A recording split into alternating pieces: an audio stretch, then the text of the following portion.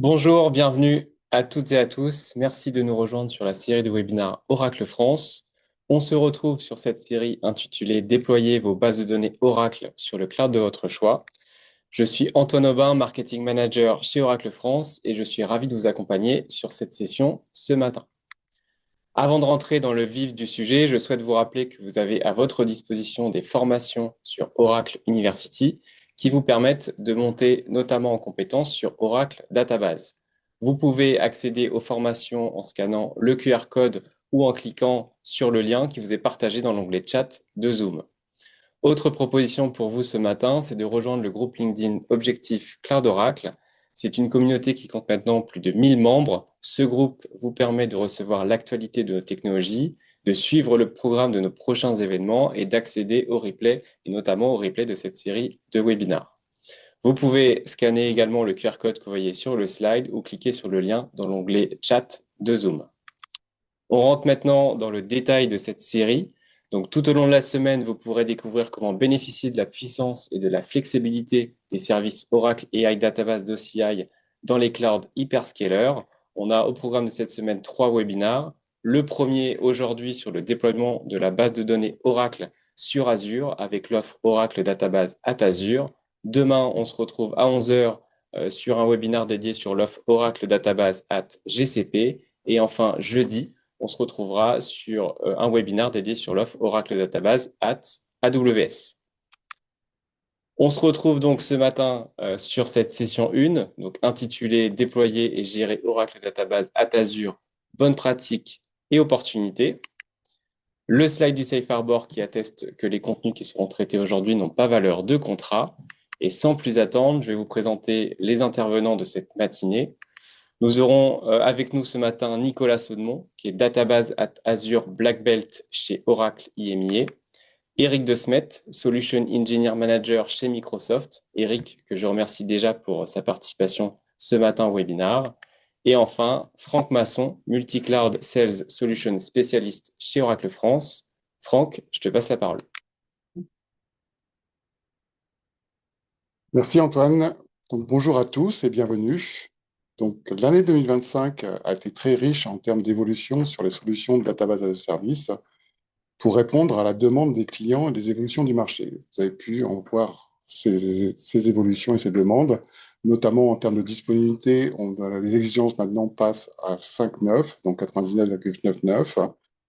Une demande de plus en plus de pouvoir disposer de ce service sur des environnements multi-cloud et hybride cloud incluant le cloud privé, de supporter des exigences réglementaires et de souveraineté, donc avec des solutions technologiques de type sharding et des solutions de type hybride cloud, un service réversible, puisque la pérennité de l'application, des nouvelles exigences en termes de sécurité, multifactor authentication, firewall au niveau de la granularité de la data et des enregistrements, support de nouveaux types de données de type vecteur, donc avec l'actualité IA, vous êtes tous bien au courant de ce point-là, avec en intégrant également des nouveaux protocoles et interfaces de type MCP et des nouveaux standards qui ont émergé en termes de format de structure de données type Iceberg. Notre fondateur, Larry Ellison, dès 2023, avait anticipé en partie cette demande d'évolution de service et il a demandé à notre R&D de faire évoluer notre service Oracle Database as a Service de OCI en respectant deux grands fondamentaux, simple et complet. Donc simple et agile, c'est-à-dire qu'il demandait que notre service soit disponible sur tous les hyperscalers et en cloud privé. Un même service intégrant l'infrastructure, le moteur et le service. Et là, il a effectivement utilisé de ces relations, puisque je pense qu'on est le seul acteur sur le marché sur lequel on fournit dans les data centers de nos confrères notre matériel de manière à pouvoir vous garantir que tous les problèmes de performance et la scalabilité soient identiques, quel que soit l'endroit où vous déployez. Que cette solution soit également hybride, qu'elle soit interopérable entre les hyperscalers et votre cloud privé, un coût de service unique, donc quel que soit le service, quelle que soit la localisation de la région, quel que soit l'hyperscaler, et en poussant même plus loin, en ayant un seul contrat, de manière à pouvoir assurer une flexibilité du déploiement, et toujours en respectant les fondamentaux, que le service soit réversible. Bref, dans cette demande, c'est de redonner la liberté de déployer et d'architecturer votre solution data où vous souhaitez, comment vous souhaitez. Que ce service soit également complet, donc faire évoluer également le moteur de notre base de données en supportant tous les types de données et les fonctions associées, en supportant également tout type de structure, que ce soit du transactionnel, du in-memory, du colonnar, du graph, de l'analytics, de l'EI, tout ça dans un seul service, de manière à ce que vous puissiez leverager vos équipes. Et que ce service puisse répondre à des besoins de simples bases de données de type sur des volumétries de terabytes ou jusqu'à monter jusqu'au pétabyte.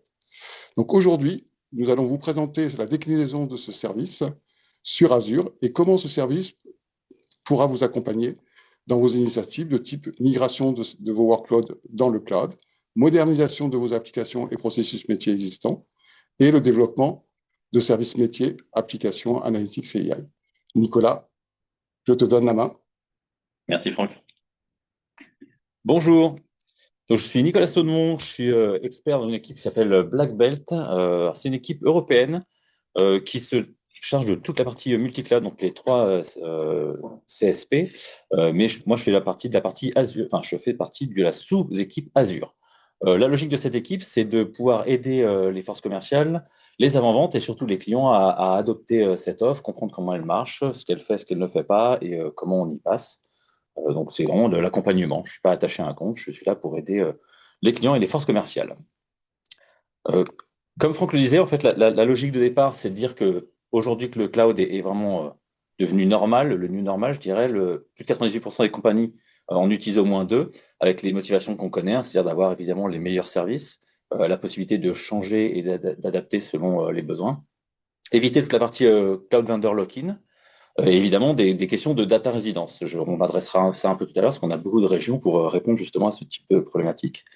Et surtout des optimisations de coûts, parce que le cloud permet des choses qu'on ne pouvait pas faire en on-premise. Évidemment, le problème, c'est qu'il y a beaucoup de challenges vis-à-vis de ça, c'est que multiplier les clouds, ça veut dire multiplier les façons d'interagir avec, de gérer les solutions et les services qui y sont, avoir une sécurité qui soit équivalente à peu près partout, et ça pose des questions de réseau, puisque du coup, à multiplier les clouds, normalement, il faut les relier entre eux. Et donc, c'est l'idée de cette offre, c'est l'offre Database at Azure, que je vais souvent appeler ODAT-A pour résumer. Ça vient d'un partenariat avec Microsoft qui a commencé il y a plus d'une dizaine d'années maintenant. Au tout départ, c'était surtout pour j'allais dire une sorte d'échange en termes de licence, c'est-à-dire que ça permettait à Azure de déployer des databases Oracle dans le cloud Azure, et inversement, ça permettait à Oracle de déployer des VM avec du Windows sur OCI. Ce partenariat, on l'a fait évoluer, puisque du coup, comme ça marchait bien, on a proposé de pouvoir lier les deux clouds entre eux et travailler ensemble. Donc, il y a eu une offre qui précède l'offre actuelle, qui a un nom qui ressemblait, qui s'appelait Oracle Database Service for Azure, qui marche encore pour les clients qui l'ont utilisé. La logique, c'est plutôt de dire, on fait du multi-cloud au sens où j'utilise un bout d'Azure et un bout d'OCI qui sont proches l'un de l'autre au travers d'un interconnect qui était rendu assez transparent pour le client. Donc, le client pouvait consommer des services database côté OCI et les relier côté Azure. On faisait ça sur des régions où on est en colocation, donc assez proche pour avoir une bonne latence. Évidemment, même si on est sur la même région, il n'y a pas toujours la meilleure des latences. Donc, l'idée, c'est de dire, on a décliné cette offre un cran plus loin. C'est-à-dire que les services OCI, cette fois, au lieu d'être au sein d'OCI, donc les services database OCI, on les décline dans le data center Azure. C'est important, le petit schéma à droite montre ça, c'est que ce sont les mêmes machines, la même infrastructure en dessous qu'une région OCI, sauf qu'elle est géographiquement dans la zone Azure, dans une cache dédiée à ça. Ce qui fait que du coup, d'un point de vue latence, on n'a pas une traversée de métropole à faire ou une connexion réseau qui soit un peu plus longue. Les machines sont vraiment attachées dessus. Je le détaillerai un petit peu après. Le point important, et beaucoup de clients posent la question, c'est comment je me connecte à ces bases. En fait, je ne me connecte pas à un réseau OCI, je me connecte vraiment au travers d'un réseau Azure, et les databases écoutent sur ce réseau. Donc, il n'y a pas vraiment de traversée à proprement parler. La traversée, elle est plutôt sur la partie droite pour dire que le back-office, lui, est le control plane dans la région OCI, mais les databases sont vraiment côté Azure et attachées à des VNets et des subnets Azure. Les régions Azure, en fait, sont constituées à chaque fois de 3 AZ. Ce qu'on fait, c'est qu'à chaque fois qu'on ouvre une région database at Azure, on va peupler au moins 2 de ces 3 AZ de machines, ce qui permet de faire des configurations de disaster recovery locale. C'est-à-dire que du coup, une base qui tournera dans la Z1 peut avoir une stand-by dans la Z2 où ça permet de répartir et donc de répondre à un éventuel problème sur une AZ. C'est la logique globale. On ne peuple pas les 3 à Z parce que ça veut dire demander plus de matériel. Donc, on fait le minimum pour en avoir 2 et garantir la redondance locale. La redondance n'est pas forcément locale. On peut décider, enfin, le client garde le choix de dire je veux une redondance locale ou bien je fais une redondance interrégion. Donc, on peut parfaitement imaginer des scénarios de disaster recovery entre 2 régions ODA à Azure. Comme je disais, c'est les mêmes infrastructures qu'elles sont placées dans des caches dédiées à ça. Et du coup, on a à la fois les bénéfices de la solution OCI, c'est-à-dire que c'est des exadata pour une bonne partie des solutions, et avec une latence encore plus faible que ce qu'on avait sur Interconnect. Donc, on retrouve une latence native interne à Azure. Les databases, je le dis pour le dernier point, les databases donc sont visibles dans la zone Azure, mais ça veut dire que du coup, tout chemin réseau existant qui y amène rend l'accès possible. Ce ne sera pas forcément le mieux en termes de latence, mais typiquement depuis du on-premise, vous pourriez y accéder en passant par Azure et on pourrait imaginer de le connecter aussi côté OCI si besoin. Donc ça ne bloque pas l'utilisation de ces services à que des workloads d'Azure. Le client peut l'utiliser vraiment comme il veut, y compris faire de l'intégration. Il y a 5 points importants vis-à-vis de cette offre. Donc, on dit que c'est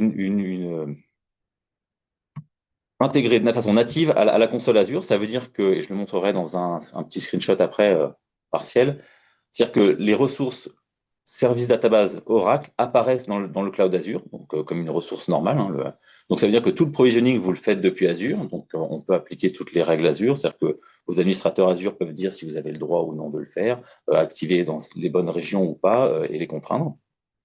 Le monitoring remonte aussi côté Azure, donc vous avez des informations liées à ça.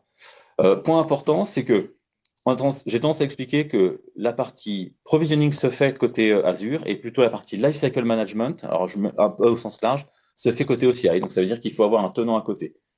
C'est la logique qui veut ça, c'est-à-dire que elles sont géographiquement dans Azure et ce sont des ressources Azure, mais ça reste une ressource OCI puisque c'est Oracle qui continue à posséder les infrastructures qui sont en dessous, qui est en charge des infrastructures qui sont en dessous, donc de les patcher et de les maintenir. C'est pour ça qu'il y a une partie des actions qui se fait côté Azure, plutôt le provisioning, et une partie qui se fera côté OCI, qui est plutôt ce que j'appelle le lifecycle management. Comme je disais, le fait qu'on soit dans la data center Azure, là, on fait tomber la latence. Alors, sur l'ancien service, on parlait d'une latence à 2 millisecondes entre 2 data centers OCI Azure qui étaient dans la même région, la même métropole en quelque sorte. Là, on redescend plutôt de l'ordre du 0,3 ou 0,4 millisecondes, qui est plutôt une latence native, qui est un point important. Évidemment, il y a des applications qui supportent très bien d'avoir une grande latence. Ce n'est pas les plus courantes. Il y a beaucoup d'applications très verbeuses qui ont besoin de faire plein d'allers-retours. Et ces allers-retours, quand ils sont à 2 millisecondes comparés à du 0,3, forcément, ça commence à coûter pour l'utilisateur et puis en temps de ressources. Et puis, ça veut dire qu'on perd en efficacité. Du fait que ces machines soient dans le data center Azure, on a imaginé aussi un support joint. Donc, la logique, c'est de dire si quelque chose ne va pas sur le service, donc le service database Oracle, vous ouvrez le support côté Oracle, en fait, depuis la console. C'est-à-dire que quand vous êtes sur votre database et qu'il y a quelque chose qui ne va pas, vous pouvez demander à ouvrir un ticket. Ce ticket est traité en interne côté Oracle, et si le cause du problème, en fait, est plutôt côté Azure ou dans l'interaction entre Oracle et Azure, c'est Oracle qui se charge de faire le lien. C'est-à-dire que le client n'a pas à ouvrir 2 tickets, un côté Azure et un côté Oracle, en espérant que les 2 tickets se rejoignent. Il y a un seul ticket et c'est géré. Donc les équipes de support se connaissent, se parlent et peuvent échanger pour être plus efficaces dans la résolution des éventuels problèmes. D'un point de vue programme, c'est un point important, c'est que c'est pas différent d'OCI. Donc ça veut dire qu'un client qui a déjà des assets Oracle pourra les utiliser. Donc c'est-à-dire que tout ce qui est licence déjà en place ou ULA, il peut les violer. Pareil, il n'a pas à le faire en entier. C'est-à-dire que il peut décider d'avoir une partie des services qui sont en viol, une partie qui est sous ULA, une partie qui est ce qu'on appellera licence inclusive. Donc, du coup, il paye un peu plus cher parce que les licences sont dedans, il n'a pas à les apporter lui-même. Et le point très important, c'est que ce n'est pas payé côté Oracle, c'est payé en utilisant, ça décrémente le Mac Azure de votre contrat Azure.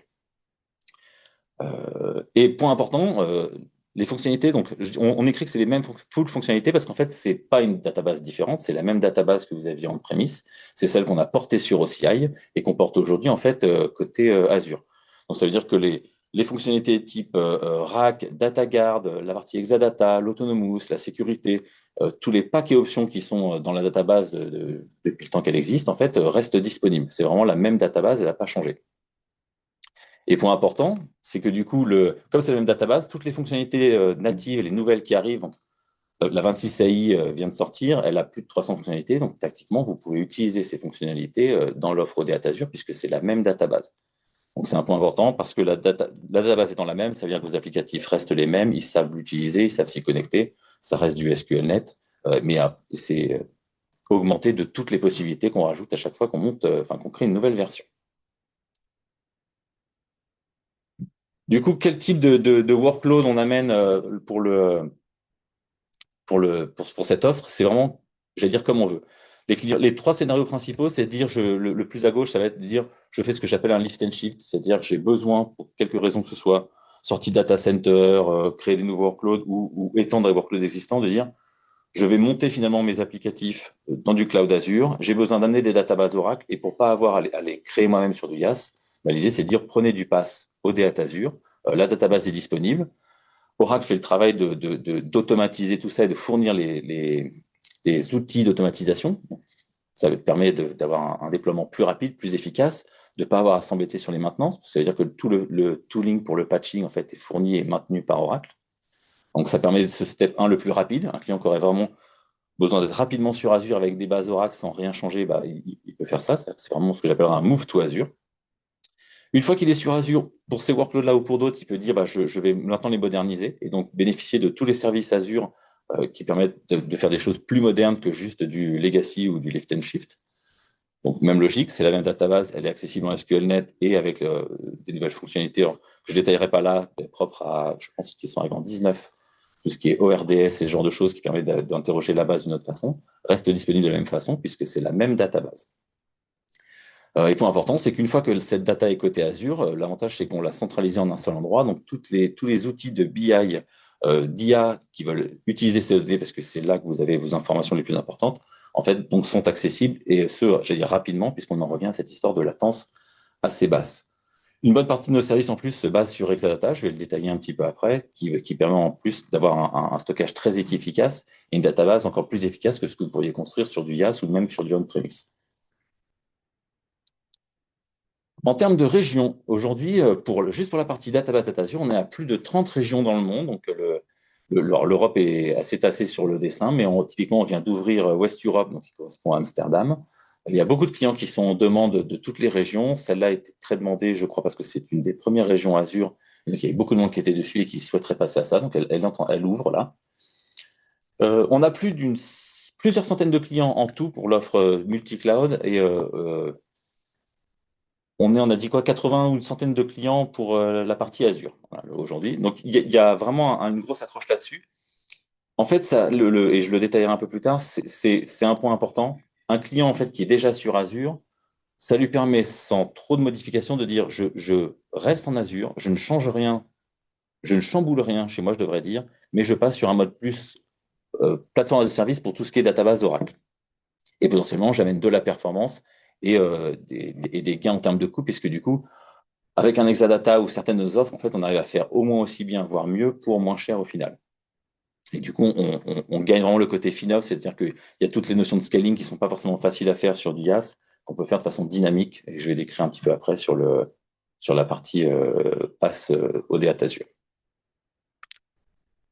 Donc le panel d'offres Oracle, en fait, il est d'offres Oracle Database, je devrais dire, le spectre va du Base Database Service, donc c'est le nom qu'on donne au fait d'avoir vraiment une VM, c'est-à-dire un compute avec du stockage en dessous et une database installée dessus. Vous choisissez une shape selon le besoin CPU ou RAM. C'est le mode le plus simple, c'est-à-dire que c'est l'équivalent d'un IaaS, sauf que c'est du PaaS, puisque c'est Oracle qui le provisionne pour vous. Vous faites la demande, vous choisissez la version, vous mettez la quantité de stockage, et on fournit toute l'automatisation pour le maintenir, voire l'éteindre et le redémarrer avec plus ou moins de ressources si besoin. Donc c'est l'offre la plus basique, elle ne permet pas la consolidation et elle ne tourne pas sur Exadata. Tout le reste du spec, lui, en dessous, se base sur Exadata, donc qui a la capacité d'avoir de très bonnes I/O et de faire une partie du travail de la database dans le stockage. C'était un des gros gains de l'Exadata et maintenant il est disponible effectivement en format service. C'est le même service que sur OCI. Donc là, au milieu, il y a la colonne Exadata Database Service. Je vais décliner parce qu'elle existe en deux flavors, je dirais aujourd'hui. Une qui est vraiment dédiée, c'est-à-dire que vous avez votre Exadata dans la zone Azure qui est à vous et personne qui travaille dessus. On a une deuxième offre qui s'appelle Exascale, qui est un équivalent serverless de cette Exadata, c'est-à-dire que vous n'avez pas à réserver toute la machine, vous pouvez partir d'une empreinte plus petite. Et on a l'offre Autonomous Database, qui est vraiment l'offre la plus managée. Typiquement, le client en fait devient vraiment utilisateur de la database. C'est Aura qui se charge de tout ce qui est patching, tuning, et du coup, le client se concentre vraiment sur la partie consommation des données. Bon, typiquement, je réexpliquerai un petit peu les métriques après, mais vous choisissez une quantité de CPU que vous pouvez faire varier à la volée sans éteindre la base, et puis vous dites le stockage dont vous avez besoin. On a des fonctionnalités en plus d'auto-scaling qui fait que le nombre de CPU augmente selon la charge réelle de l'applicatif. Donc, typiquement, ça permet du FinOps de façon automatique. C'est-à-dire qu'on a juste à dire quelle base de CPU, de ressources on veut allouer à la database. Et l'Autonomous Database s'autorise, en cas de charge, à monter à 3 fois cette valeur-là. Vous avez la main dessus, vous pouvez changer dynamiquement quand vous voulez. Donc, ça permet des FinOps très intéressants, typiquement, de dire une base de dev, je peux redescendre sa valeur le week-end, et même si je ne le redescends pas moi manuellement, de toute façon, le système d'autoscaling en fait redescend sa valeur et du coup elle consomme moins dans les périodes où il n'y a personne qui les sollicite. Le détail exact des offres, en gros, donc le voilà. Alors, petit screenshot en haut qui montre qu'une fois que vous avez activé la partie database Azure, finalement, dans la partie Azure, vous voyez les databases Aura comme une ressource. Donc, en cliquant dessus, vous pourrez choisir de créer différentes ressources que je vais détailler un petit peu maintenant. Donc, Base Database Service, c'est ce que je disais, c'est vraiment une VM. Donc, le concept, c'est pas de consolider, c'est dire, je crée une VM, je mets une database dessus, j'attache du stockage efficace dessus, et ça permet de porter cette database telle qu'elle. Le point intéressant, c'est que du coup, il n'y a pas de modification à faire. Un client qui dit, je veux bouger dans le cloud, mais je n'ai pas encore la capacité à considérer une consolidation ou une migration un peu compliquée, il fait une sorte de migration un pour un. C'est-à-dire qu'il peut arriver, j'allais dire, c'est presque une sorte de façon d'arriver rapidement dans le cloud à moindre mal. La limite de cet exercice, c'est que par contre, elle n'est pas dynamique. C'est-à-dire que le CPU se choisit au moment où la VM démarre. Si on veut changer de valeur de CPU, ça veut dire qu'on éteint la VM et elle redémarre avec une nouvelle valeur. C'est-à-dire que la database, pendant un moment, n'est pas utilisable. On ne proposera pas non plus de rack sur cette shape, c'est-à-dire que on ne propose pas de haute dispo native, alors que ce sera le cas sur toutes les autres flavors. Typiquement, ça veut dire, si on veut rendre la chose un peu plus robuste, on fera plutôt dans ce cas un disaster recovery, c'est à base de DataGuard que je détaillerai après, qui sera vers une autre VM ou une autre machine tant qu'elle est en DataGuard elle aussi, dans la bonne version. La partie Exadata Database Service, dont le nom exact est exadb-d, le petit d veut dire dedicated. Donc la logique là, c'est de dire vous louez, vous souscrivez à une machine qui a une taille minimale. Alors, on l'appelle ça un quarter, c'est quelque chose d'historique. On va dire que c'est le quart d'une armoire complète Exadata. Donc c'est la taille minimale parce que c'est ce qui permet d'avoir une triple redondance au niveau du stockage et une double redondance au niveau des DB nodes pour pouvoir proposer nativement la haute dispo. C'est-à-dire que typiquement, un des nœuds meurt, la base continue à vivre, en fait, elle reste disponible sur le deuxième nœud. Et si un des éléments de stockage meurt, en fait, les données sont redondées au moins 2 fois sur les cellules restantes. C'est l'empreinte minimale, vous pouvez choisir d'en rajouter, soit du stockage parce que vous avez besoin de stockage, donc on rajoute des cellules de stockage, soit des databases nodes parce qu'on veut soit plus de RAM, soit plus de CPU, soit parce qu'on veut justement qu'une panne sur un serveur impacte moins. Je perdrai qu'un des N serveurs, plus N est grand, moins je perds en ressources totales.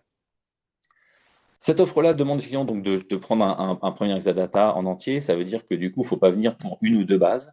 Donc, on a créé un service qui s'appelle Exascale. Donc, c'est la même logique en dessous. Ça reste des VM clusters, les données sont redondées.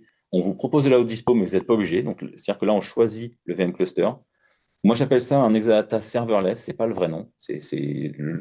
On l'appelle Exascale parce que du coup, il n'y a pas de machine qui vous est dédiée en dessous. Mais ça reste un cluster Exadata. Vous y avez accès. Vous pouvez vous connecter en SSH dessus. Vous pouvez installer vos agents. Vous pouvez le faire varier de façon dynamique. Donc, rajouter des CPU à la volée et les bases, je ne le vois pas. Elle récupère ses ressources et peut l'utiliser à la hausse comme à la baisse.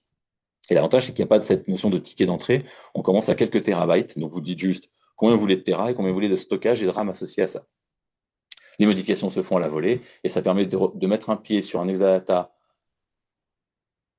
sur lequel on a la main, je dis ça pour le côté SSH, mais sans avoir à se dédier une machine entière. Ça n'empêche pas ensuite de passer plus tard. L'idée, c'est de dire, si on commence en Exascale, passer une certaine quantité, ce sera peut-être plus intéressant de dire, OK, je vais basculer sur un Exadata dédié puisque la machine sera à moi et ça me permet plus de flexibilité encore.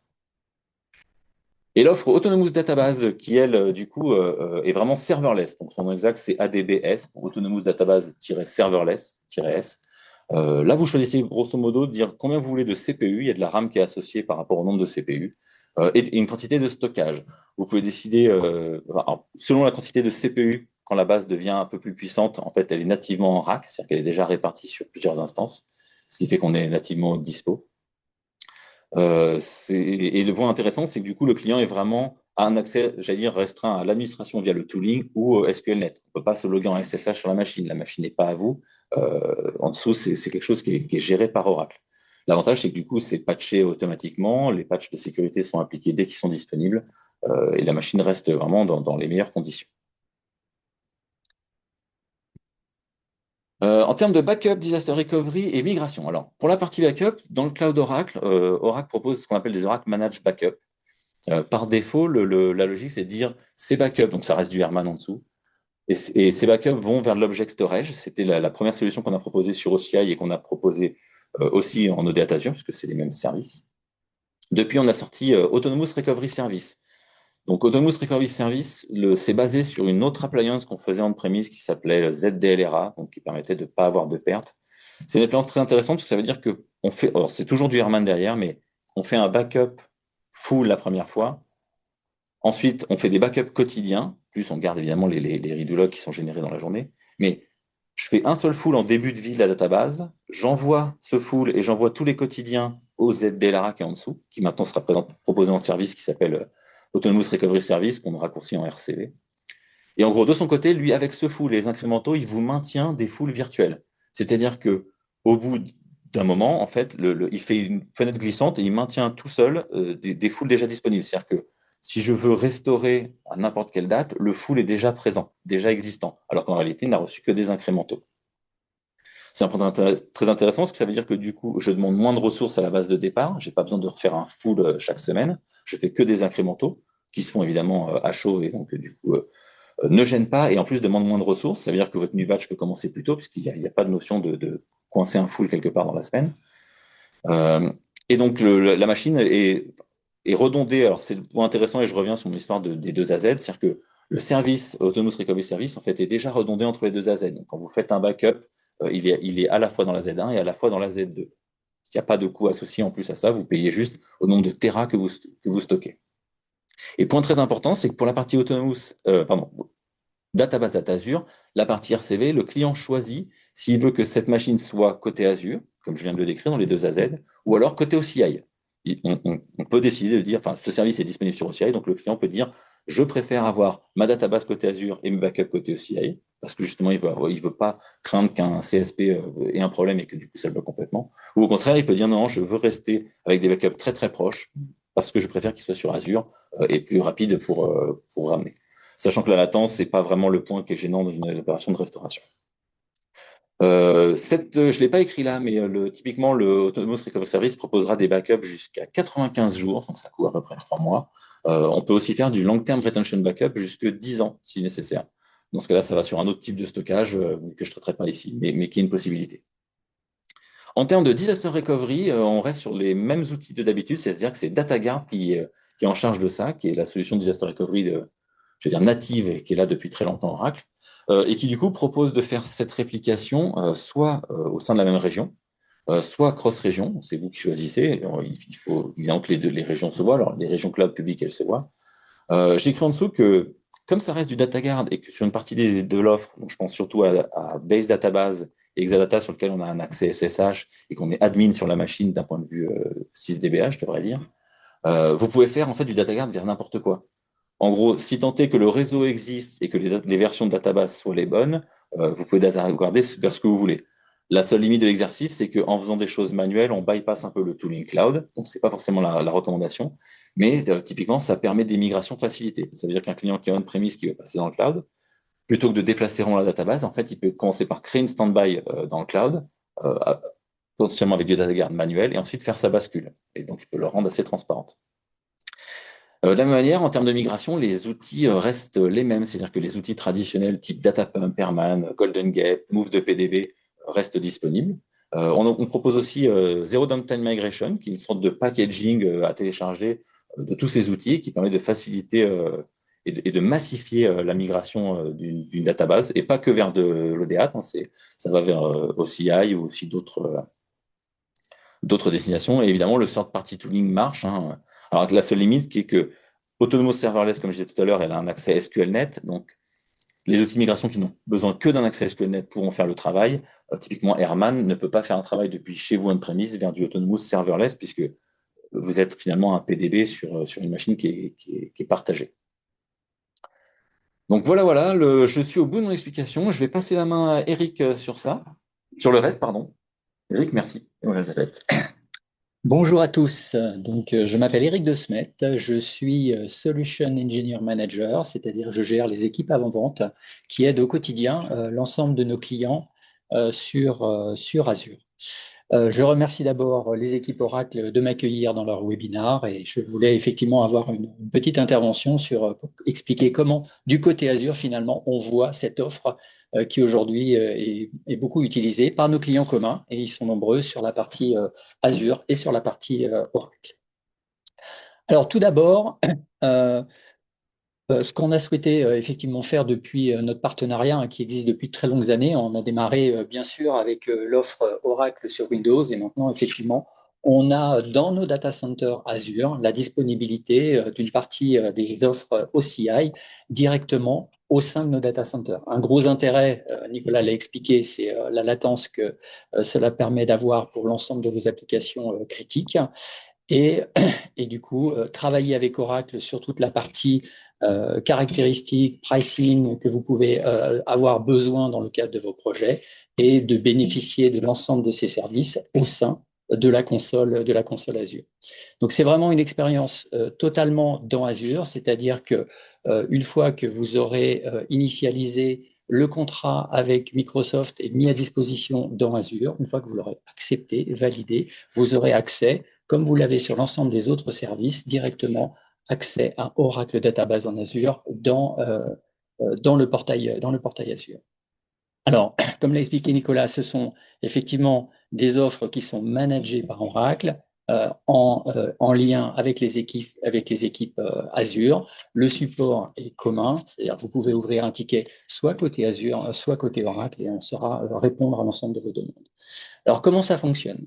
La première chose, c'est effectivement de travailler avec les équipes Oracle sur l'achat au travers de la Azure Marketplace de ce qu'on appelle une private offer. Là, vous pouvez bénéficier des conditions que vous offre Oracle sur cette offre. Et une fois que cette offre est signée par vous, vous allez pouvoir la déployer, la gérer au sein du portail Azure. Vous n'aurez pas besoin d'aller dans la console OCI. Bien sûr, vous y avez accès et vous pouvez bien sûr gérer un certain nombre de choses au travers du portail OCI, mais vous pouvez faire aussi l'ensemble des actions directement dans le portail Azure avec l'ensemble des autres services que vous souhaitez utiliser. Intérêt très fort, c'est qu'effectivement, toutes les connaissances que vous avez aujourd'hui sur Oracle sont exactement les mêmes avec cette offre Oracle Database en Azure et que vous pouvez faire de la migration, de la modernisation, du rehosting, du refactoring, tout ce que vous souhaitez faire au niveau d'Azure, vous allez pouvoir également le faire avec les usages que vous faites aujourd'hui avec Oracle. Et donc, vous allez pouvoir, c'est effectivement le nerf de la guerre, c'est combiner l'ensemble des services que vous pouvez avoir, que vous utilisez peut-être déjà aujourd'hui sur Azure, avec les services Oracle. Et j'y reviendrai. Alors, pour aller un petit peu plus dans le détail, une fois que vous avez effectivement déployé les différentes le service, la private offer directement dans Azure, vous allez pouvoir utiliser les différents services que vous a expliqué Nicolas précédemment, de la partie Exadata ou la partie Autonomous Database, qui sont les deux services aujourd'hui les plus utilisés parce que les deux services qui ont été initialement déployés sur l'ensemble des 31 data centers, aujourd'hui on est à 31 data centers qui utilisent ces différents services. Et bien sûr, deux nouveaux services qui sont apparus, donc l'Exascale et puis le Oracle Database Service, qui permet effectivement d'utiliser différents services en fonction des besoins et de la priorisation des workloads critiques que vous voulez mettre en place. Le gros intérêt, c'est que vous pouvez bénéficier effectivement d'une grande performance, de la résilience, comme vous l'avez expliqué Nicolas, puisque c'est déployé dans plusieurs AZ sur tous les data centers, les différentes régions que vous avez, et surtout une latence qui est minimum, qui était, quand on avait mis en place l'interconnect, quelque chose d'intéressant, mais finalement qui ne pouvait pas répondre aux applications critiques. Là, aujourd'hui, vous avez quelque chose qui répond en termes de microsecondes, en termes de latence. Et donc, c'est vraiment intéressant pour les workloads critiques. L'intérêt, c'est qu'effectivement, en termes de SLA, vous avez le même SLA que vous avez dans OCI et que vous pouvez bénéficier au niveau du contrat des mêmes bénéfices que vous avez aujourd'hui sur OCI. Vous allez pouvoir en bénéficier au travers de l'offre Oracle Database en Azure que vous contractualisez avec les équipes Oracle. Alors, qu'est-ce qui est intéressant? Donc, effectivement, à la base, on a beaucoup travaillé sur les applications Oracle, qui étaient aujourd'hui, que ce soit JDE, que ce soit PeopleSoft, Hyperion, qu'on retrouvait également beaucoup dans Azure, dans des VM. Vous allez pouvoir utiliser ces applications-là directement avec le service Oracle Database en Azure. C'est pas la plus grosse partie. On retrouve effectivement beaucoup de références aujourd'hui plutôt sur des applications custom développées par nos clients sur leur workload critique. Et donc là, aujourd'hui, l'ensemble des industries ont leurs propres applications et peuvent être déployées dans Azure et dans OCI intégrées dans les data centers d'Azure.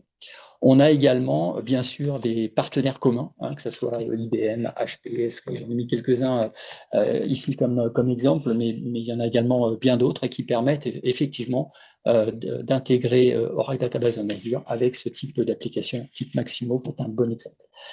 Le dernier pavé, et pas des moindres, c'est la partie VMware. Aujourd'hui, beaucoup de nos clients souhaitent évoluer vers une solution qui soit plus cloudifiable. Et donc, Oracle et Microsoft ont une offre qui permet de répondre à cette demande. Vous pouvez utiliser Azure VMware Solution avec Oracle Database en Azure, qui permet de répondre à la demande aujourd'hui de beaucoup de nos clients sur l'évolution de cette offre. Alors, ce qui est intéressant dans cette approche, c'est de pouvoir vous fournir le maximum de services disponibles pour l'ensemble des offres Azure plus Oracle. Qu'est-ce qui est intéressant, si je regarde sur la partie data, ça va être effectivement l'intégration que vous allez pouvoir fournir, notamment au travers de nos services database, type Microsoft Fabric, qui permet également aussi d'avoir toute la partie reporting sur une base de données Oracle avec une latence extrêmement faible. L'autre point qui a été développé en commun avec les équipes Oracle, c'est Microsoft Purview, qui va vous permettre de catégoriser et de sécuriser l'ensemble de vos datas et de le combiner également avec toute la partie identité et access management qui permet de verrouiller l'accès à vos données les plus sensibles. La dernière partie, sur la partie data, c'est bien sûr aussi l'intégration avec toute la partie AI. Donc, chez nous, ça s'appelle Microsoft AI Foundry et qui vous permet d'utiliser tous les LLM que vous souhaitez directement en adéquation avec les données qui sont dans Oracle Database en Azure. En termes de sécurité, on a fait également un travail en commun pour verrouiller l'ensemble des données et donner accès aux données uniquement aux utilisateurs qui en ont besoin. Donc, je vous ai parlé de la partie identité, mais également, vous avez la possibilité de coupler Oracle Database en Azure avec nos boîtiers HSM qui permet de sécuriser et de crypter l'ensemble des informations. De vous assurer de la compliance des données. On a des services également pour ça. Et puis, le dernier point que j'ai mis en haut, qui s'appelle Microsoft Sentinel, qui va vous permettre effectivement de remonter l'ensemble des informations et de sécuriser les informations, que ce soit sur les services Azure, mais également sur Oracle Database en Azure. Sur la partie réseau, on n'est pas en reste également parce que l'ensemble des services que l'on propose sur la partie réseau pour la partie data, pour la partie IaaS et pour la partie IA sont également valables pour Oracle Database en Azure. Donc, on va pouvoir utiliser bien sûr des firewalls, on va pouvoir utiliser du VNet Peering, utiliser l'ensemble des services de network security. Et bien sûr, quelque chose qui est souvent utilisé par nos clients, c'est la partie Azure Private Cloud pour être sûr que l'ensemble des datas ne puissent pas aller sur Internet. Voilà, donc en termes de disponibilité, je vous l'ai dit aujourd'hui, 31 régions. Il y a encore sur 2026 quelques régions qui sont attendues par nos clients et qu'on délivre au fur et à mesure des livraisons des équipes Oracle dans nos data centers. Ça prend un petit peu de temps et on ouvre progressivement effectivement l'ensemble de ces régions. Ce que j'ai mis également, et ça c'est peut-être un slide qui vous paraît un petit peu complexe, mais c'est volontaire de ma part, on a décidé avec Nicolas de laisser ce slide pour vous montrer effectivement que si on parle de déploiement, si on parle de migration, de modernisation de données, qu'on parle d'AI, de management, de gouvernance ou de sécurité, vous avez ici à l'écran l'ensemble des services que l'on peut utiliser en bleu sur Azure, en rouge sur Oracle ou en noir, donc des third parties également qui sont beaucoup utilisés au travers de Azure Marketplace. Donc ça vous permet d'avoir la complétude de l'offre et d'avoir vraiment le choix en fonction de vos compétences, d'utiliser les services dont vous avez besoin entre les services Oracle, les services Azure ou des services de la marketplace qui sont disponibles pour vous. Voilà effectivement ce qui est intéressant de prendre en compte. Et ce que je vous propose maintenant, un dernier petit slide qui est important, c'est sur la partie finalement marketplace et sur la partie contractuelle. Alors la première chose, c'est qu'effectivement, si vous utilisez Oracle Database en Azure, vous pouvez décrémenter de votre contrat Azure l'ensemble des usages que vous faites d'Oracle Database en Azure. Ce n'est pas une obligation d'avoir un Mac, puisque c'est le nom de notre contrat, mais bien sûr, si vous en avez un, automatiquement, vous pouvez le décrémenter directement de votre Mac, et ça peut être intéressant de le faire. Vous avez bien sûr, au travers de la private offer, vous bénéficiez avec Oracle de tous les avantages que peut vous offrir le contrat, soit de type BIOL, mais également de la private offer qui vous permet de négocier avec les équipes Oracle d'un contrat bien spécifique par rapport à vous. C'est entre les équipes Oracle et vous. Et une fois que vous avez signé ce contrat, vous avez directement le service disponible dans le portail Azure une fois que vous l'avez accepté. Eh bien, je vous remercie pour votre écoute et je vais bien sûr repasser la main à mon ami Nicolas. Merci Eric. Je reviens rapidement pour parler de deux succès clients récents en OData Azure évidemment. Alors, je ne peux pas donner les noms des entreprises, je vais faire attention à ne pas le dire. Le cas de gauche, un point intéressant, c'est des gens plutôt dans alors, je ne vais pas le dire en français, physical and mental healthcare, donc je sais pas comment on dit, peu importe. Donc leur point de départ, c'était de dire, ils sont sur deux data centers, dont un vieillissant, qui était, je crois, dans leur site, si je dis pas de bêtises. Le problème, c'est que typiquement, il était trop près d'un fleuve et donc potentiellement inondable. C'est pas une situation d'avenir, si on peut dire.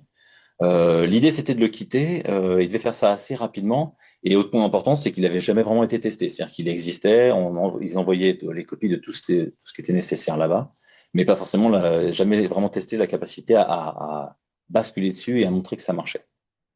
C'était déjà des utilisateurs Exadata on-premise, donc ça c'était un bon point, c'est-à-dire qu'ils faisaient du DataGuard entre les deux. La partie applicative n'était pas forcément testée en termes de restore. L'avantage de DataGuard, c'est quand même de savoir que oui, la data est au moins copiée de l'autre côté. Leur logique, c'était de dire, il nous faut une région rapidement dans le cloud, pas très loin. Donc, ils ont trouvé une région Azure qui correspondait parfaitement pour eux. Et puisqu'ils étaient sur un Exadata, la logique, c'était de dire, on va mettre aussi un Exadata dessus. Du coup, ils n'étaient pas trop perdus, ça reste la même machine. Donc, ils la connaissent. Comme je disais tout à l'heure, ils peuvent se connecter en SSH dessus. Donc, pour eux, c'était facile de comprendre. Alors, on a aidé à un dimensionnement, parce qu'ils l'ont un petit peu revu. Ils sont tombés sur une machine plus récente que leur existant, nécessairement, puisque du coup, on mettait les dernières versions de l'Exadata, les dernières générations de l'Exadata dans le cloud. Et ils ont pu faire donc ce passage en mode hybride cloud finalement, puisque du coup ils sont on-premise d'un côté et Azure de l'autre, avec de l'OData Azure. Et la bascule est assez rapide. La migration aujourd'hui est assez rapide, puisque finalement c'était un nouveau DataGuard. Une fois que le nouveau DataGuard, les stand-by étaient prêtes, ils ont pu arrêter les anciennes. Et point intéressant, c'est comme du coup il y avait des ressources à la fois sur la partie applicative côté Azure et de la ressource disponible sur la partie Exadata, le nouvel Exadata, ExaDBD, donc côté Azure, ils ont pu typiquement tester pour de vrai cette fois leur scénario. Donc du coup, ils ont pu rapidement dire, je sors de mon data center, je montre que j'ai quelque chose d'intéressant, en termes de financier, c'était aussi intéressant pour eux, quelque chose de testé et de je veux dire, solution long terme. Et point très important, c'est qu'ils étaient assez pressés par le temps, donc entre le moment où on leur a commencé à leur parler de cette possibilité et le moment où c'était effectif et en place, ça a été fait en moins de 6 mois. Donc c'était très rapide pour eux. Alors, je veux dire, c'est un cas favorable parce qu'ils étaient déjà sur de l'Exadata et que du coup, la marche peut-être était techniquement moins compliquée, mais le point intéressant, c'est que toute la partie contractualisation, déploiement, y compris la partie Azure et la partie OData Azure, c'est faite en moins de 6 mois. Donc, ils sont très contents de ça. Et de l'autre côté, c'est une grosse entreprise de transport qui, eux, ont attaqué un move vers Azure sur plus long terme. Ils ont un gros panel d'applications et de databases à amener. Leur premier choix était de dire, bah, les databases, enfin, tous les workloads qui ont une database Oracle, on va les mettre avec du IaaS en dessous. Donc, ce qui marche très très bien, mais ils avaient, de leur propre aveu, un peu perdu les ressources, c'est-à-dire les gens capables de vraiment configurer comme il faut les bases de données et de tirer meilleure partie des configurations Linux et ce genre de choses. Ils utilisaient typiquement des façons de faire des clusters actifs-passifs qui n'étaient pas portables tels quels sur Azure. Et la logique, c'était de dire, leur data center fermait, ils commençaient à prendre du retard sur leurs gros programmes qui étaient compliqués, ils en avaient d'autres en plus en parallèle. Et du coup, on leur a proposé OData Azure. Ils sont venus assez tôt, d'ailleurs, parmi les premiers dans l'offre. Et ça a vraiment été une grosse aide pour eux parce que du coup, on a travaillé avec eux. Il y a eu un travail de consolidation qui n'était pas prévu au départ parce qu'ils faisaient un peu ce que j'expliquais tout à l'heure, la montée un pour un. Nous, on leur a dit, bah, avec de l'Exadata, ce serait plus intéressant pour vous financièrement et d'un point de vue ressources. Donc, on a amené ça. Ils font un disaster recovery local, c'est-à-dire ils ont une machine dans un AZ et l'autre machine dans l'autre AZ, avec du standby data guard entre les deux. C'est ça répond. On n'a pas chamboulé, j'allais dire, la façon de faire du DR vis-à-vis de leur premier jet qui était en IaaS. Et point important, c'est que du coup, ils ont amené, enfin, ils ont a posteriori remarqué des gains de performance jusqu'à 13 fois plus rapides, parce que l'Exadata, ce que j'expliquais tout à l'heure, a toute cette capacité de faire du stockage et d'avoir une partie du, euh, du- de, de la charge qui est offloadée vers le stockage intelligent de l'Exadata. Point très important, c'est que du coup, il n'y a pas eu de surcoût, il n'y a pas eu de budget à débloquer, parce qu'en fait, ils avaient déjà leur crédit Mac fait pour ce move vers Azure. Donc, en gros, on s'est juste inscrit dans l'existant. Donc, c'est un point intéressant. Ce que j'aime bien dans ces deux exemples, c'est que du coup, on a vraiment deux approches différentes. Une qui est plus sur le plus long terme, qui était plus à réfléchir et qui a eu le temps de bénéficier de la consolidation, qu'on n'aurait peut-être pas pu faire aussi rapidement, que le cas de gauche où c'était vraiment, il fallait qu'ils sortent rapidement et se mettent, j'allais dire, en sécurité, et on a pu le faire très très vite. Donc voilà, c'est deux points intéressants, deux clients qu'on espère rendre en tant que référence publique, parce que ça a très bien marché. Et sur ce, non, pardon, j'ai un point important. J'ai les wrap-up et key takeaway de cette session. Ce que je souhaite à chaque fois que les clients gardent de ce genre de rendez-vous, j'ai essayé de le résumer ici. Donc, c'est les points importants, les points clés, c'est que ce service est payé avec des crédits Azure. Bon, c'est des services sociaux, mais qui sont payés avec des services Azure. Ils sont physiquement dans la région Azure de votre choix, parmi celles qu'on a montrées tout à l'heure. Donc, on a 31 aujourd'hui, donc normalement, on devrait trouver quelque chose proche de chez vous. Euh, c'est inclus au portail Azure, donc ça se fait depuis le portail Azure, ça reste des ressources Azure. Mais pourtant, c'est des services OCI, de la même façon. Donc, vous avez moins à le manager, c'est du vrai pass. Tout le tooling est fourni par Oracle. Je rappelle, il faut un tenant aussi à côté pour faire ce qui ne se fait pas dans Azure. Mais ça veut dire que typiquement, la logique, c'est que les DBA travailleront plutôt côté OCI pour ce qui est vraiment gestion de la base de données, et les admins côté Azure pour permettre les choses et les provisionner au début, le front côté Azure. Pareil, on a donc plusieurs flavors, les différents parfums ou les quatre offres que je proposais tout à l'heure, avec un point important qui est de dire le client qui décide de faire de l'OData Azure n'a pas à choisir un parfum et s'y tenir. En fait, on rappelle, c'est un pool de crédit. Donc, typiquement, il peut très bien dire je viens avec un peu de la solution base database, un peu d'Exascale et un peu d'Autonomous. Et ça peut varier dans le temps. De toute façon, ça consomme des crédits Azure. Et ça reste en dessous, j'allais dire, la même database, donc on n'est pas bloqué. Et point très important, n'hésitez pas à contacter vos équipes commerciales, parce que du coup, c'est notre travail de vous aider à choisir, savoir ce qu'on peut faire, ce qu'on peut pas faire, et qu'est-ce qui serait mieux pour à la fois avoir gagner de la performance, potentiellement avoir un gain financier et utiliser le FinOps au mieux et rester dans les best practices autour de ces solutions. Et sur ce, je crois que je repasse la main à Antoine. Parfait. Merci beaucoup, Nicolas. Merci, Eric et Franck. Donc, merci à vous trois pour vos explications et présentations. Donc, si on passe sur le slide suivant, donc on va passer à la partie questions-réponses. Je vous invite tous à utiliser le bouton Q&A de Zoom. Donc, mettez vos questions à l'écrit. Avant de commencer la partie questions-réponses, donc je me permets de faire la promotion de notre prochain événement du 19 mars, AI World Tour Paris. C'est au CNIT Forest à La Défense. C'est un événement gratuit de une journée avec des keynotes, des sessions thématiques et des démos. Et vous retrouverez notamment Nicolas Saunemont, donc sur une session technique dédiée à la database Oracle dans un environnement multi-cloud. Il y aura également d'autres sessions autour du multi-cloud et notamment une session multi-cloud OLTP plus IA at scale Oracle AI Database 26 AI sur Exadata. Donc c'est une super opportunité pour approfondir le sujet et échanger avec nos experts. Donc, je vous invite à vous inscrire dès maintenant, dès aujourd'hui. Vous avez le QR code sur le slide à flasher ou le lien qui vous est proposé dans l'onglet chat de Zoom. On passe maintenant à la partie questions-réponses. Donc, je regarde les questions. Donc, la première qui est tombée, donc combien ça coûte et qui facture? Je prends. Ouais. Ouais. Donc, combien ça coûte? Les prix OCI, en fait, sont les mêmes partout, quelles que soient les régions. C'est-à-dire qu'un SKU, donc un service donné, il vaut la même chose en prix list partout chez nous. Et ça reste logique aussi c'est la même logique qui est adaptée sur OData Azure. Donc, c'est le même prix partout. Et en termes de facturation, le point intéressant, c'est que c'est facturé côté Azure. Oui. J'ai dit du Mac tout à l'heure, mais pas forcément, en fait, tu disais. Non, c'est pas que du Mac, ça peut être aussi du pay-as-you-go. Voilà, exactement. C'est le choix du client. Mais la facturation est côté Azure, en effet. Tout à fait. Il y a un OD qui se fait avec Oracle, et ensuite, c'est passé côté Azure, et c'est là que se fait la facturation. Je confirme. Parfait. Merci, messieurs. Une autre question. Donc, quelle est la durée de la migration d'un workload?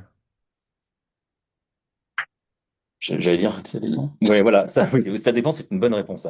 Ça dépend, et j'allais dire, et ça dépend pas du fait que ce soit de l'OData Azure. Comme je disais tout à l'heure, on a tous les outils de migration de d'habitude, donc on sait adresser, on peut faire de la migration avec zéro downtime. Typiquement, Golden Gate permet ce genre de choses. Et alors, on a tendance à dire que Golden Gate permet de la migration. On ne dit pas assez que, en fait, ça permet la migration, mais ça permet surtout ce qu'on appelait, je ne sais pas si on dit toujours le failback, c'est-à-dire que une fois migré, on peut s'assurer qu'en fait, les modifications apportées à la nouvelle base migrée sont aussi backportées à l'ancienne base, ce qui fait que même si au bout de 4 jours, on se rend compte qu'en fait, on a un problème, on peut revenir sur l'ancienne. C'est une des beautés de Golden Gate. Donc, c'est à la fois, ça gomme le downtime de migration, mais surtout, ça permet en plus une sorte de parachute de secours supplémentaire qu'on ne peut pas toujours faire avec un data guard s'il y a des montées de version, ce genre de choses. Golden Gate peut répondre. Donc, en termes de migration, on a tous les outils pour masquer cette migration. Après, le temps, j'allais dire, ça va dépendre de la quantité des databases, de la capacité des équipes projet. Et puis parfois du lien réseau, si vraiment sur on-premise, mais je veux dire, un client qui fasse son camp on-premise aura déjà une première question à se dire comment je me lie au réseau de façon efficace. Mais ça, pareil, il y a plein de solutions sur le marché pour rendre ça assez masqué et peu visible des métiers, je dirais. Oui, je confirme. Dans le cas de migration, il y a deux éléments. Il y a la fenêtre de downtime. Et effectivement, on a des clients sur lesquels la fenêtre de downtime est quasiment zéro. Par contre, après, il y a le côté projet et la mise en place de l'outillage pour automatiser le déplacement des environnements du workload. Et ces environnements, une fois que c'est outillé, c'est mis en place, on parle de quelques minutes, quelques heures, suivant la taille de la DB et de la méthodologie utilisée pour cette migration. Ok, merci, merci messieurs. Une autre question, je pense que c'est pour toi Eric. À quel moment j'aurai la visibilité de mes environnements Oracle dans le portail Azure?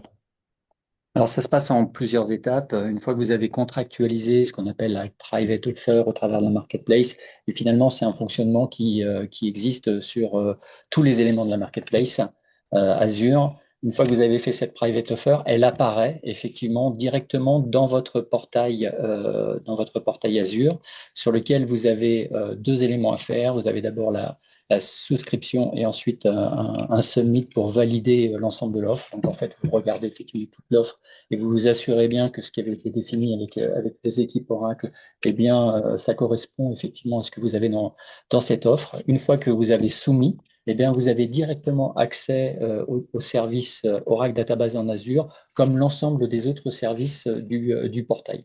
Une fois que vous avez fait ça, vous pouvez directement utiliser les différents services dont vous a parlé Nicolas. Donc, les 4 services sont disponibles. en fonction de la région où vous êtes. Des fois, ça sera effectivement uniquement la partie Exadata et Autonomous. Et dans les dernières régions là, qui sont déployées, vous avez l'ensemble des 4 services qui sont disponibles, avec bien sûr comme objectif de déployer ces 4 services sur les 31 régions actuelles. Eric, j'ai Parfait. un client qui m'a parlé aussi d'une offre au-delà de la private offer, qui est la public offer.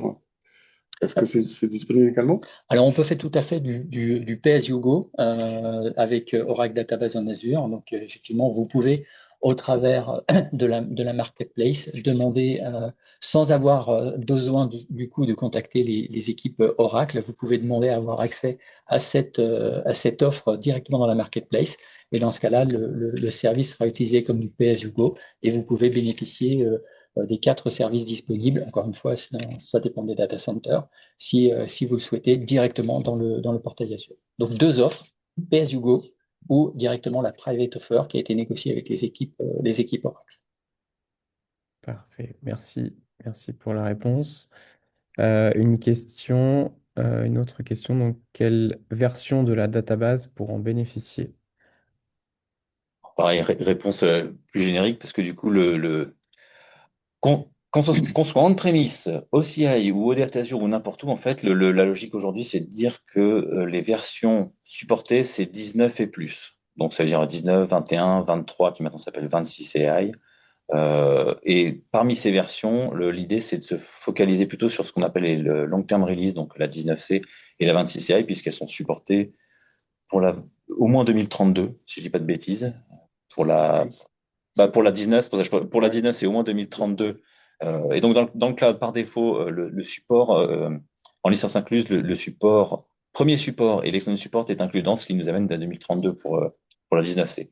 Donc, j'ai tendance à répondre aux clients que, effectivement, il faut être au moins en 19 pour monter sur le cloud. Mais même s'ils ne montaient pas sur le cloud, en fait, ils devraient être en 19 aujourd'hui. Sinon, il y a ce qu'on appelle en sustaining support. S'il a un problème et que la solution est disponible, super, il peut en profiter. Si c'est un nouveau problème, les équipes Oracle vont lui dire, bah, on l'a potentiellement déjà résolu ou alors on peut le résoudre, mais ce sera sur des versions supérieures. Parfait. Merci. Merci, Nicolas. Peut-être la dernière question, parce qu'on arrive au bout. Je pense que tu y as répondu, Eric, mais je te la pose quand même. Est-ce que c'est éligible à tous les contrats Azure? Alors oui, tout à fait. Donc vous avez différents types de contrats. On parle de A, de SCE, de MCA. Je rentre pas dans l'acronyme de ces différents types de contrats, mais oui, bien sûr, c'est indépendant du type de contrat que vous avez utilisé. Et donc c'est une offre marketplace et c'est plutôt effectivement la disponibilité dans la marketplace qui fait que vous pouvez l'utiliser sur n'importe quel type de contrat Azure aujourd'hui. Parfait. Merci, Eric. Donc, pour les autres questions, on va y répondre à l'écrit. Et Nicolas, je te laisse le mot de la fin. Oui, merci. Alors, le mot de la fin, c'est de dire que, comme disait Antoine, on est là le 19 mars pour le AI World. Alors, faut en profiter pour venir, parce qu'on sera tous là disponibles. C'est l'occasion de poser les questions auxquelles on n'a peut-être pas répondu là maintenant ou que vous aurez d'ici là ou d'autres points. N'hésitez pas à venir à poser les questions, puisque c'est le travail des équipes Oracle justement de vous aider à utiliser ce service au mieux, dans les meilleures conditions et de façon à être heureux de l'avoir choisi. Donc n'hésitez pas, on vous y attend nombreux. Merci. Merci, Nicolas. Donc, merci à vous trois. Merci, Eric, pour ta participation. Merci, Franck.